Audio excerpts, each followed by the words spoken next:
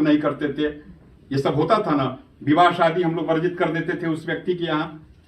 तो यह हमारा अपना या जातिगत बहिष्कार की परंपराएं होनी चाहिए, ये जीवंत होनी चाहिए। अगर कोई ब्राह्मण, जैसे महाराज श्री ने कहा कि कल पिकनिक के अवसर पर कोई ब्राह्मण मांसाहार कर रहा था, हमारा कर्तव्य बनता है कि उसको ट्रेस करे, उसको छांटे।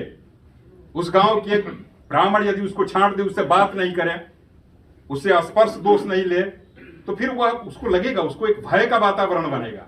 और यह मनु की दंड संहिता है, ऐसा होना चाहिए, यह व्यवस्था बननी चाहिए। लेकिन ध्यान रखें, इसको बनाने के अधिकारी हम हैं, मतलब उसको दंडित करने के अधिकारी हम हैं, उसको गाली देने के अधिकारी भी हम हैं, अन्य कोई नहीं। और यह मैं कहना चाहूंगा कि इससे भयान्वित होने की आवश्यकता नहीं है। अरे भैया, जब इस संस्कृति के ऊपर हजारों लाखों करोड़ों वर्षों से हिरण्याक्ष, हिरण्यकश्यपु जैसा बलशाली व्यक्ति जब इसको मिटाना चाहा, नहीं मिटा पाया, रावण जैसा व्यक्ति मिटाना चाहा, नहीं मिटा पाया, कंस नहीं मिटा पाया, तो मूस का टांग चावने वाला व्यक्ति से संस्कृति मिटेगी? उसमें कहां से इतना सामर्थ्य आ गया जी? हम कहां फिसलते हैं? हमारे फिसलने के कई कारण है, लेकिन हम फिसलते वहां हैं। जैसे यही हम लोग इतने लोग बैठे हैं, ये चिंतन शिविर है, वार्ता होगी। अब यहां से कोई व्यक्ति निकलेगा तो कहेगा कि अच्छा, ये करावे वाला की हो, कहे करौलक हो, ओकर लाभ हानि का कुछ तो कुछ कारण होई, मतलब अब वो उसमें जो लाभ हानि वो देखना शुरू करेगा, और यहीं से अब शुरू हो जाएगी भिन्न भिन्न प्रकार की बातें, और फिर भिन्न भिन्न बातें। मैं धन्यवाद देना चाहूंगा मिथिलेश तिवारी जी को कि इन्होंने उस समय, हम लोग तो बाहर थे, यहाँ से, लेकिन हमने जो देखा सुना, इन्होंने ये परवाह नहीं किया कि मेरा पार्टी का गाइडलाइन क्या है। धन्यवाद मैं इसलिए देना चाहूंगा कि इन्होंने ये परवाह नहीं किया कि पार्टी कल मुझे उस एक ब्राह्मण की तरह मुझे भी कहीं निष्कासित न कर दे, इसका परवाह इन्होंने नहीं किया।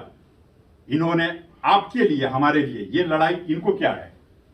ये तो ऐसे भी कुछ बोलते, इनको बुलाया जाता, चुप करा दिया जाता, बात खत्म हो जाती। लेकिन इन्होंने जो एक खाका तैयार किया है समाज के लिए, ये एक संघर्ष।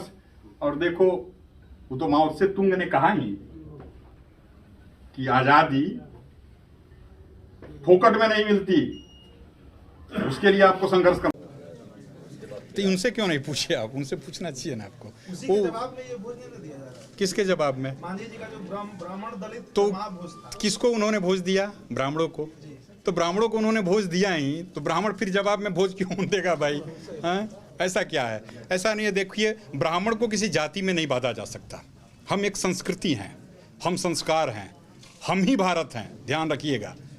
हमने ही, लोगों ने इसको एक बांध दिया है एक तंत्र में। यदि ब्राह्मणों को आप कहेंगे कि ब्राह्मण ये पक्षपाती, अभी हमने निवेदन भी किया था, तो रामायण के नायक, क्षत्रिय और खलनायक ब्राह्मण नहीं होते।